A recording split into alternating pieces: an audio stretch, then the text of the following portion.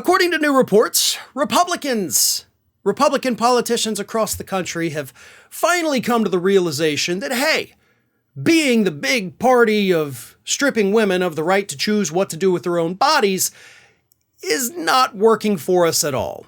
In special elections over the last year and a half, ever since Roe versus Wade was overturned, Republicans got pummeled when they've put anti-abortion bills up for the public to vote on. Even in red states, they've been defeated.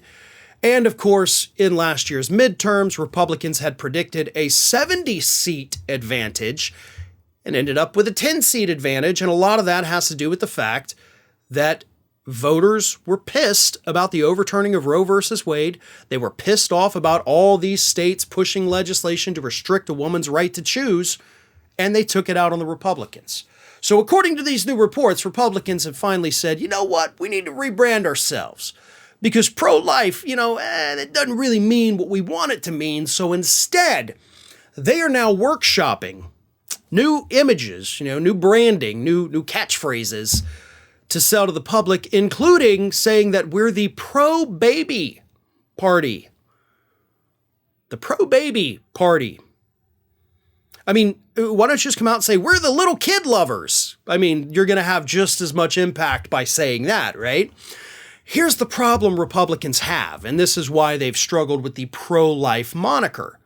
Because they're not pro-life, and they actually know that, and that's why they're struggling with it, because they have obviously been repeatedly called out for decades now for not being about life, just being about forced birth.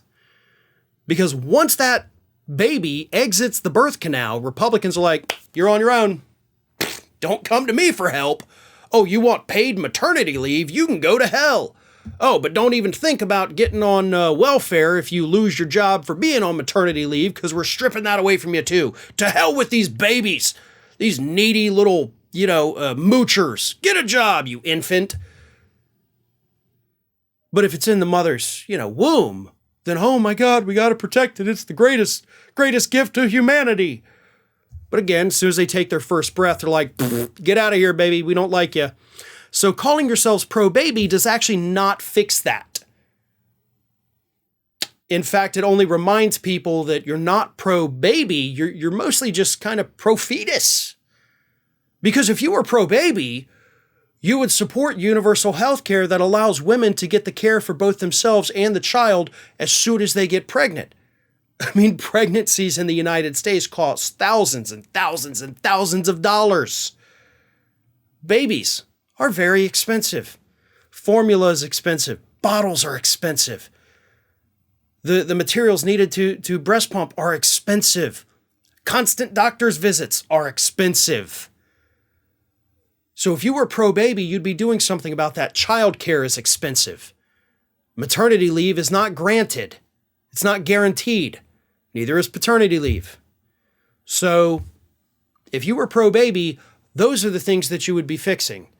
So if you want to try to rebrand yourselves, rebrand your effort to take away women's rights to choose what to do with their own body, be my guest. Just understand that whatever word you use is not going to change the fact that you don't give a damn about any human being once they leave the womb. And your policies over the last few decades have proven that.